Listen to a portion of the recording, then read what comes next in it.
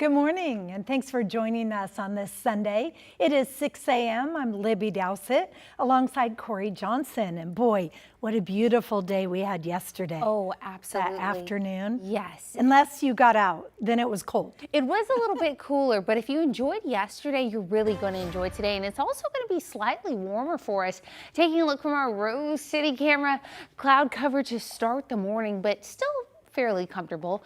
Our morning lows are as follows: upper 30s, low 40s for many stretches, 37 in Hillsborough, 40 right now in Portland, 39 in Vancouver, and 38 in Troutdale. Zooming out for you, still sitting in the mid 30s across many stretches along the Willamette Valley, 34 in Chehalis, the same for Longview, Kelso, and Southwest Washington, and near the northern Oregon coast in Astoria, 36.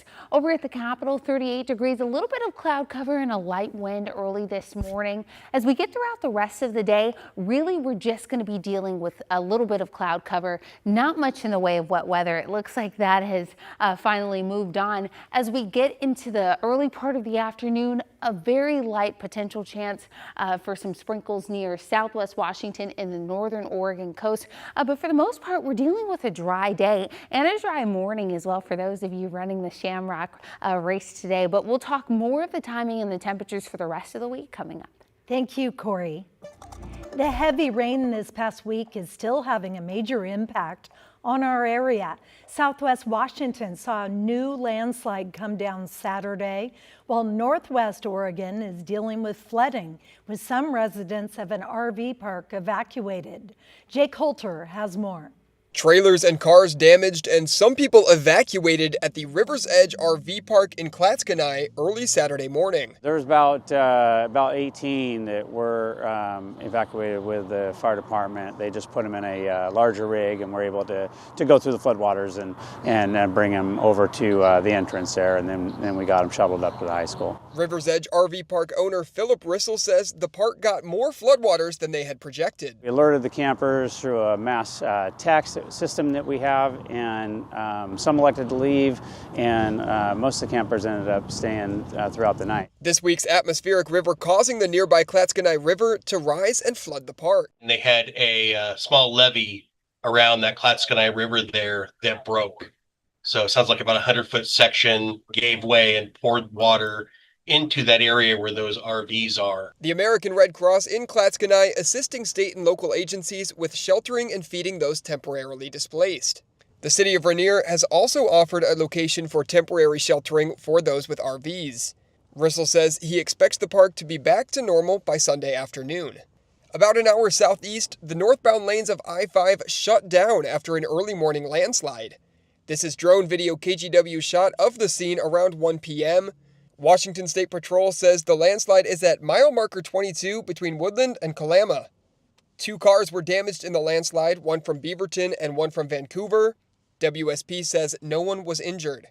Traffic backed up for miles south of Woodland due to the debris. Crews cleaning up the scene and assessing the slope to make sure it is once again safe for travel. Jake Holter, KGW News. A landslide from Wednesday continues to cause problems. It happened on Southwest 45th Drive between Garden Home Road and Taylor's Ferry. PBOT says the area moved again Saturday morning, this time knocking over power lines and trees. They're asking people to avoid the area, saying it's still an active slide location with all that water in the soil. And we have a quick traffic alert. We are an hour and a half away from the Shamrock Half Marathon Run Fest. Of course, that means road closures this morning in Portland. They include parts of Nadeau Parkway and Southwest Barber Boulevard. TriMet also says to expect delays on both the Max Orange and Yellow lines and some bus routes. You can find a full list of the closures and detours at kgw.com. An update on a water main break in Northeast Portland. We first told you about this yesterday morning. The Portland Water Bureau says the main has been fixed and water quality should be improving for people affected. However, there's still work to be done, so Northeast Multnomah Street will remain closed until later this morning.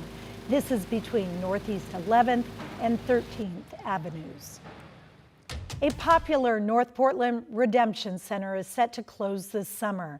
People who rely on the Delta Park bottle drop for cash question how they'll get by without it. But some surrounding businesses say the site has attracted crime and drug use, and they're ready to see it go. Blair Best reports.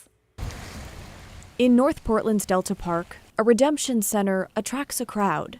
Rain or shine, people line up daily to exchange cans for cash. Usually about, $70? I get the limit on each time. For some, it's extra income. Well, it'd be like those times when it's like, okay, I'm short. For others, it's all they have. Yeah, this is our source of income.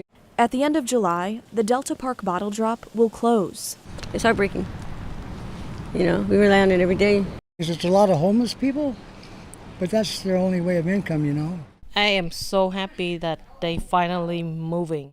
Winnie runs this beauty supply shop 2 doors down. We have 45 camera in the store. She says the bottle drop attracts homeless camps and open drug use, among other crimes. A few of the store have to close due to the issue. Her store has been broken into at least 6 times in the past 3 years, and she's lost more than $100,000 in stolen merchandise. And also the repairs that we have to fix the windows every time they break in. Now, the question on everyone's mind: Where else is it going to go? Instead of a new location, nearby stores will offer green and blue bag drop sites. We're told 9 stores have already expressed interest. We hope that it just becomes more convenient for people as they're doing their everyday errands and going grocery shopping, that kind of thing. Devin Morales is with the Oregon Beverage Recycling Cooperative, which runs the bottle drop. They lease the building from TMT Development. In a statement, the landlord tells KGW the lease is set to expire in September, and that the timing of their planned closure provides them with adequate time to restore the property to the condition in which it was originally accepted. We have not had any direct discussions with OBRC regarding a lease renewal, and were not approached by them to explore that possibility. The OBRC is pushing back, saying the decision not to renew the lease came from the landlord. That there absolutely was a discussion and there was a direct decision to refuse a renewal. The reason behind the closure is still unclear, but many have their own theories. There are certainly larger societal challenges that are out there in the city right now that it takes a variety of solutions and folks leaning in to try and solve those challenges.